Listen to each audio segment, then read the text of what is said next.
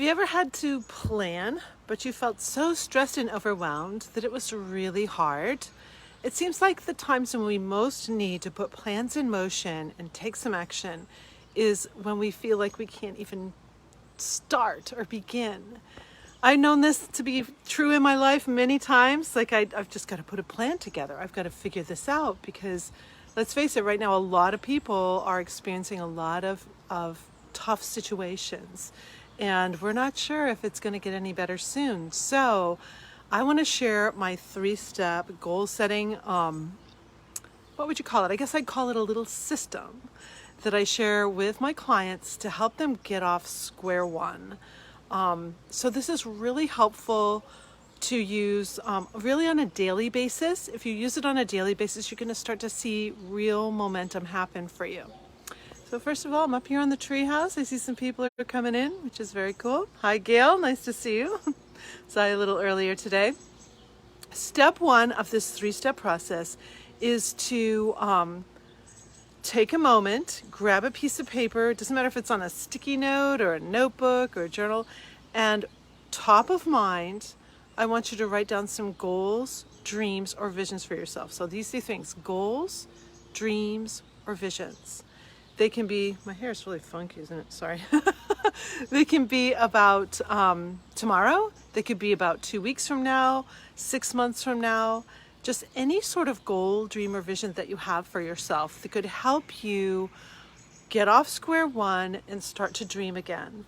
Because when we're stressed, when things are tough, it can be very difficult to dream. For years, I was a nonprofit exec, and I was also a consultant to nonprofits. And what I would find with nonprofit organizations is that if money was tight, if resources were scarce, it was extremely hard to dream. So if that's the case for you right now, maybe you've been out of a job for a while, maybe your situation is looking bleak in the future and you're kind of scared about that. So anytime there's that kind of scarcity mode or feeling that things aren't going to go very well, it's so easy to get stuck and not be able to dream. So just see if you can write down something. Put a big dream down there if you want. I remember one of my clients was supposed to go to Hawaii this year. She's wanted to go to Hawaii her whole life, and she had to postpone it. And because she had these pressure-free tools, she didn't even get upset about it. So see if you can put down, I like to put down 3 things, 3 to 6.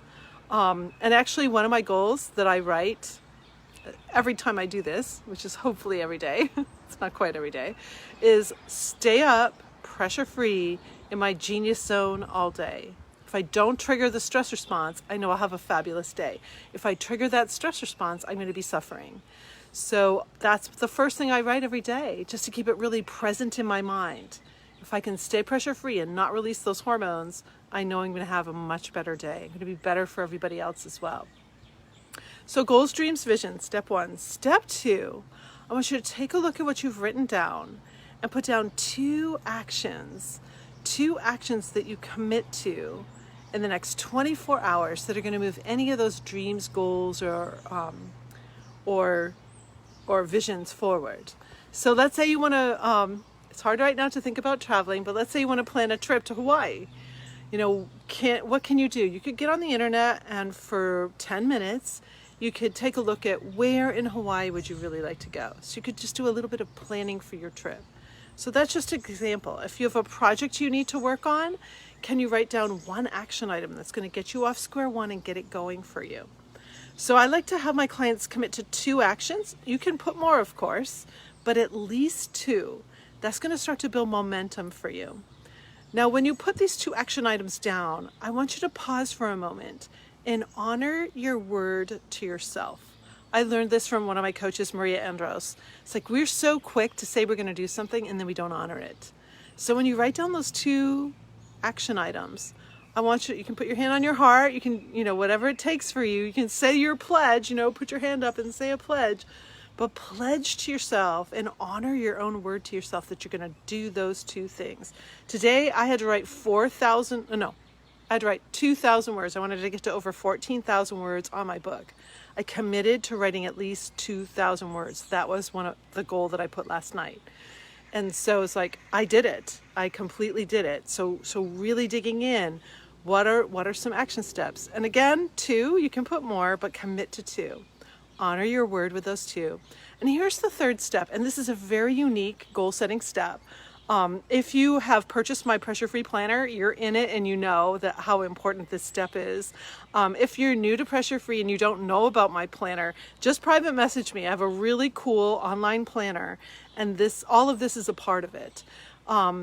This third step can really build momentum for you. Here's what it is. Take a look at everything on your calendar, on your agenda for the day. So 6 a.m., 7 a.m., whatever you have on your agenda. And next to it, I want you to put an adjective that describes how you want to show up, how you want to feel doing that thing. So here are some of my words that I use, and I'm sure you'll come up with better ones, but exquisite is one of mine. If I have a client, I'm usually writing exquisite for their session. So it would say 4 p.m., Gail, exquisite. That's just an example.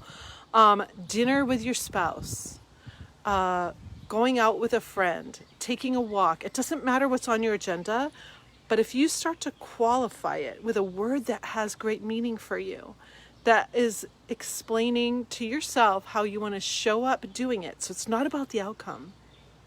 It's about how you want to be while you're doing it. What you're doing is you're setting an intention, an emotional intention. Most of us are allowing all the stimuli around us to decide how we feel. Today I had people cleaning our gutters and downspouts in the tree house, and I could have, hearing that sound and trying to write my 2,000 words on my book, I could have gotten very annoyed, right? Instead, I actually paused, went out and greeted the guys, welcomed them to our condo association. I'm the vice president, so welcomed them and was really grateful for the work they were doing. So because I had written, I'm doing my writing and I want it to be a fabulous time. That means for any disruptions or interruptions, you're keeping true to the adjective that you wrote down. So a lot of this goal setting system that I'm sharing with you is really about honoring your word to yourself. If you have these big dreams, if you have these goals, visions, and dreams, and you've written them down, and then you're putting a couple action items that's really setting in motion some activity that's going to make them happen. And then third, you're putting intention on how you're going to show up. Most people show up terribly in their day. I watch it all around.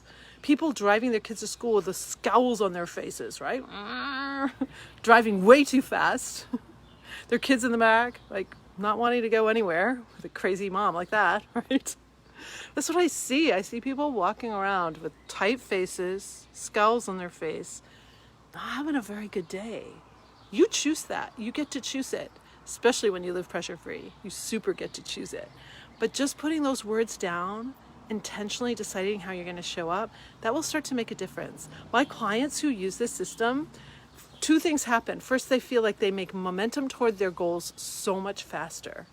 Secondly, they start to really feel good. They start to feel emotionally good in their days because they're finally putting down their intention. Again, rather than having all the outside stimuli decide how we feel.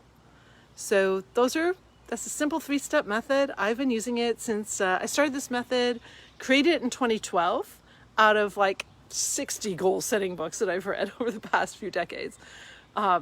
I just started it and I had a coach who said, you need to start writing your goals every day. And I'm like, how am I going to do that where it really matters and really works? And that's when I came up with this system. So I've been teaching it to my clients since 2012 and I love to see their progress when they're actually doing it. It's really, really cool. So if you want in on that planner, just private message me and I'll probably put the link below here later, but I've got to go have fun with my family right now. So on that, I wish you a great pressure-free night and I will see you soon. And this is episode 701. And yes, I have made over 701 Facebook Lives because I made a whole bunch before I started counting.